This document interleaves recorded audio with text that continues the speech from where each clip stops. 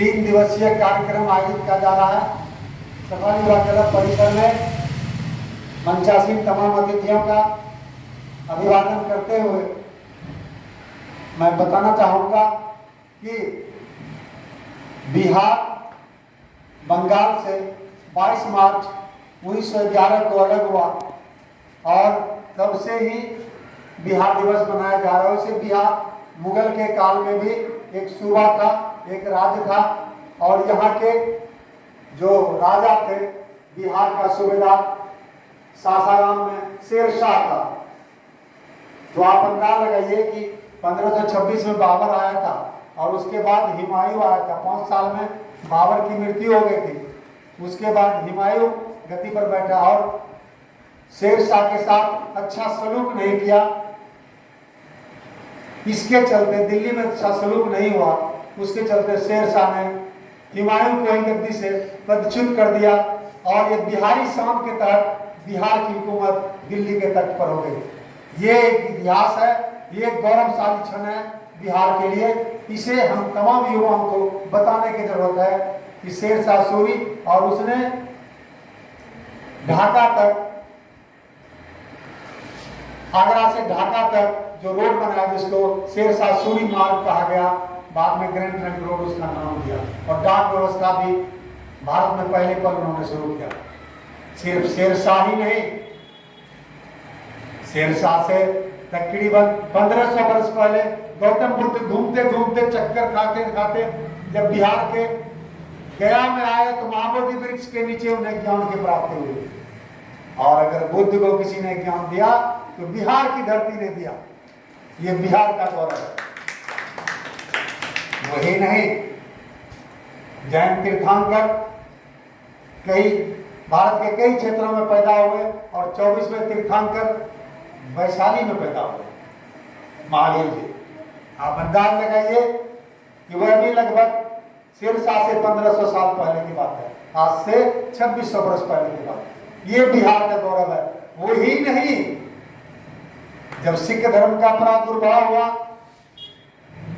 और उसमें जब सिख के 10वें गुरु गुरु गोविंद सिंह बिहार में पैदा हुए, तो बोले अब बिहारी गुरु हो गया है, अब और कोई गुरु नहीं होगा।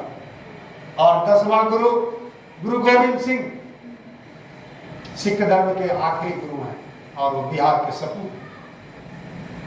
यही नहीं, जंग आजादी में बिहार ने जो सदाकत आश्रम दिया, बिहार ने जो जज्बा दिखलाया, तो 3 ही राज्यों में आंदोलन होता था अंग्रेजों से मुक्ति पाने के लिए, जिसमें उधर पंजाब था, यूनाइटेड पंजाब था, इधर बंगाल था और बीच में बिहार था।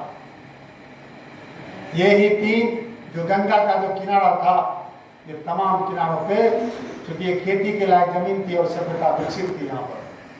और यही वजह है कि बिहार का यही गौरव नहीं है। तत्कालीन भारत में 3 विश्वविद्यालय थे प्राचीन काल में भी।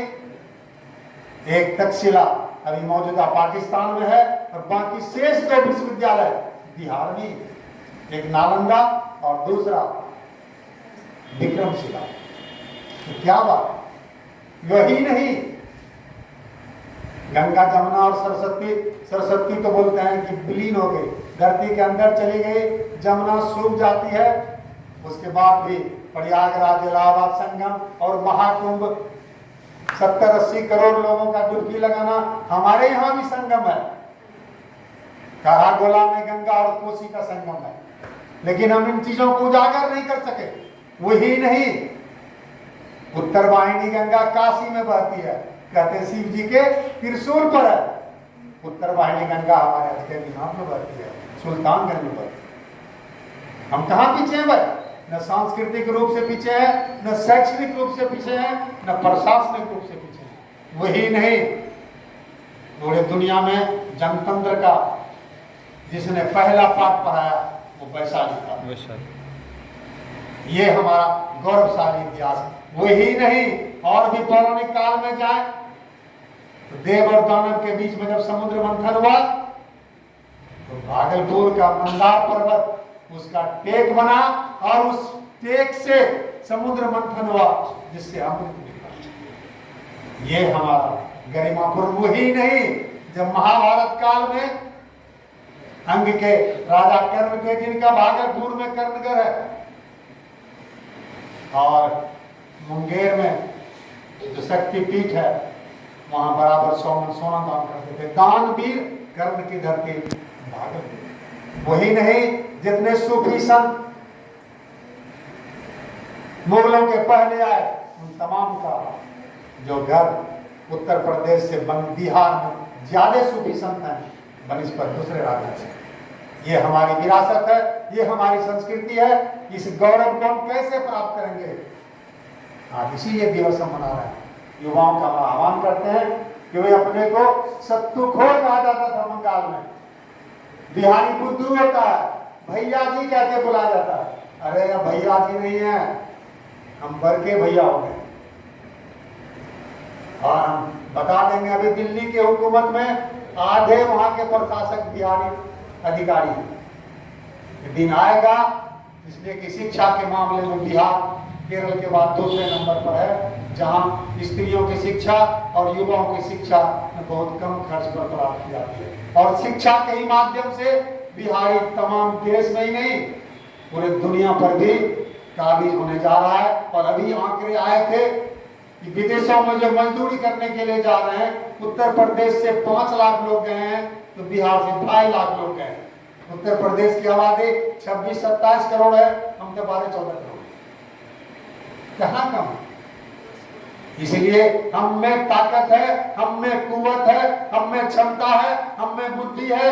हम पुराने गौरव को प्राप्त करके रहेंगे। सिर्फ मेल जोल से काम करने की जरूरत है, आगे बढ़ने की जरूरत है, सामाजिक समरसता को बना के रहना है और लक्ष्य को निर्धारित करना है कि हम नंबर 1 बनेंगे हिंदुस्तान में और बन के रहेंगे। मैं इन्हीं चंद शब्दों के साथ आप सबों को बिहार दिवस की शुभकामना देता हूँ और उम्मीद करता हूँ कि जो हमारे बच्चे यहाँ पर बैठे हैं और जो साथी हैं, मैं डॉक्टर फारूक अली समाज संस्थान के अध्यक्ष के नाते आप सबों का मैं फिर से अभिवादन करता हूँ।